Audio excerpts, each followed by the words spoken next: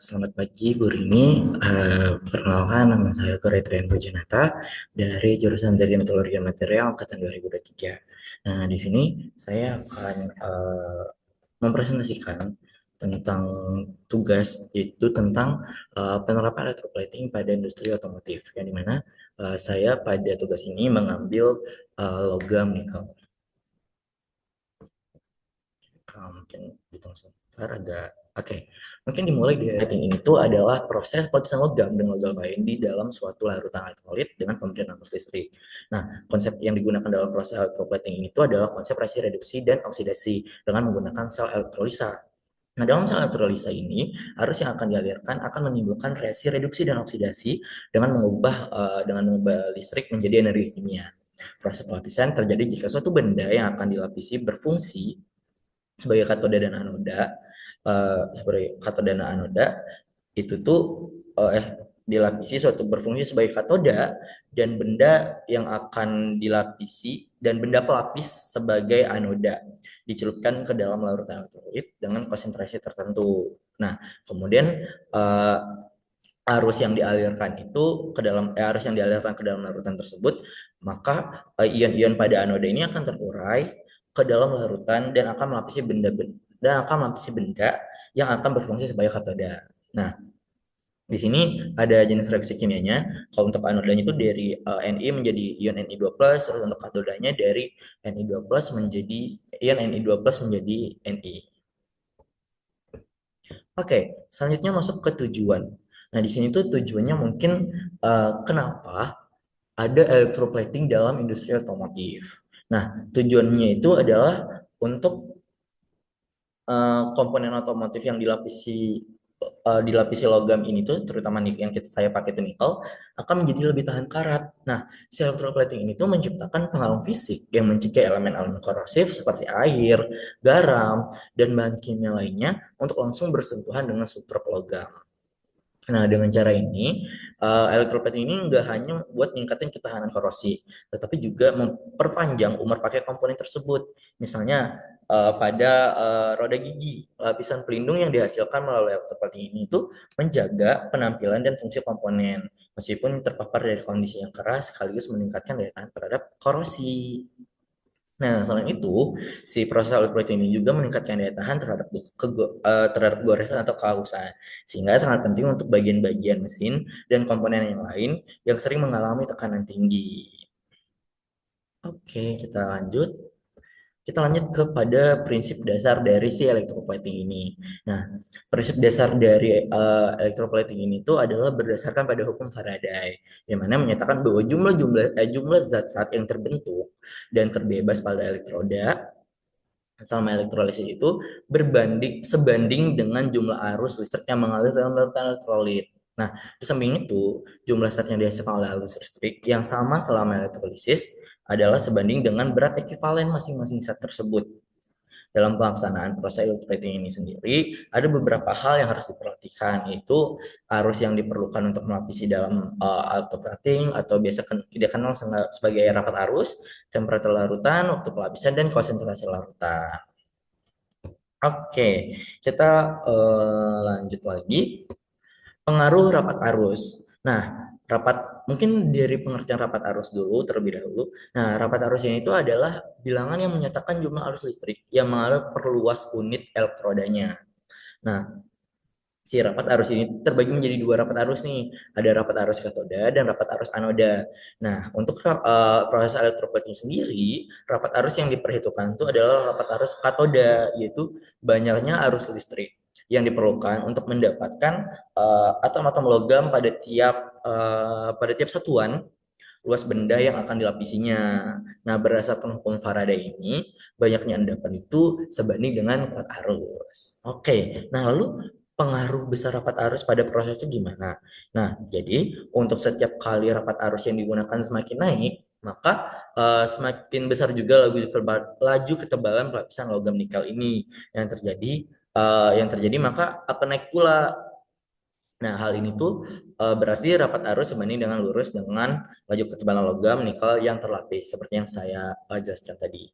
Oke, kita langsung lanjut lagi ke pH terhadap struktur lapisan. Nah, berdasarkan jurnal yang saya baca, proses pelapisan nikel pada baja karbon rendah, di sini saya memakai dari nikel itu melapisi baja karbon rendah. Nah, itu tuh sebaiknya dilakukan pada pH 3 sampai pH 3,8. Itu karena rentan pH ini tuh memiliki pengaruh signifikan terhadap struktur mikro lapisan yang dihasilkan. Nah, maksud dari si pengaruh signifikan tuh apa sih sebenarnya?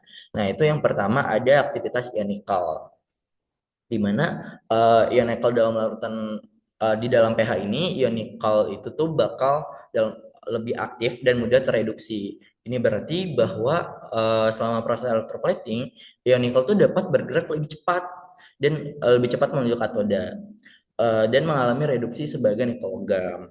Nah, aktivitas ini tuh jadi berkontribusi nih pada laju deposisi yang lebih tinggi dan menghasilkan lapisan yang lebih tebal dan tentunya lebih merata. Yang kedua ada stabilitas larutan elektrolit. Nah,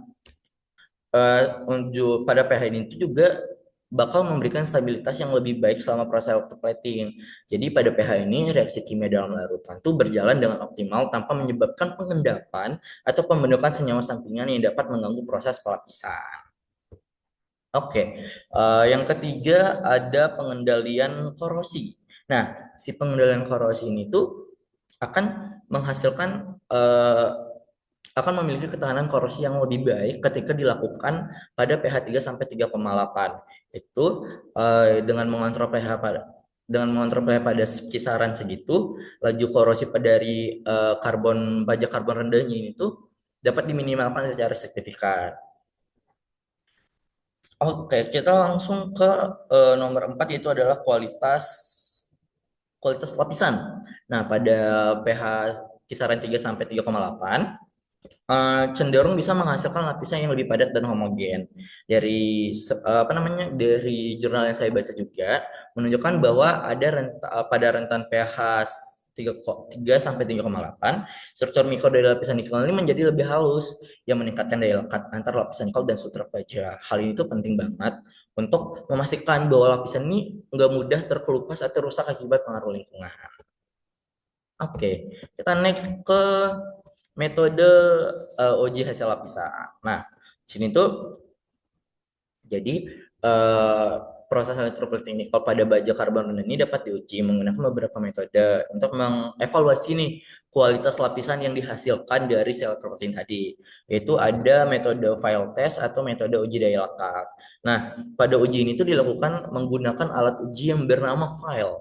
Permukaan lapisan nikel pada baja karbon rendah ini bakal digores menggunakan file dan daya lekat lapisan diukur berdasarkan seberapa baik lapisan tersebut menempel pada substrat.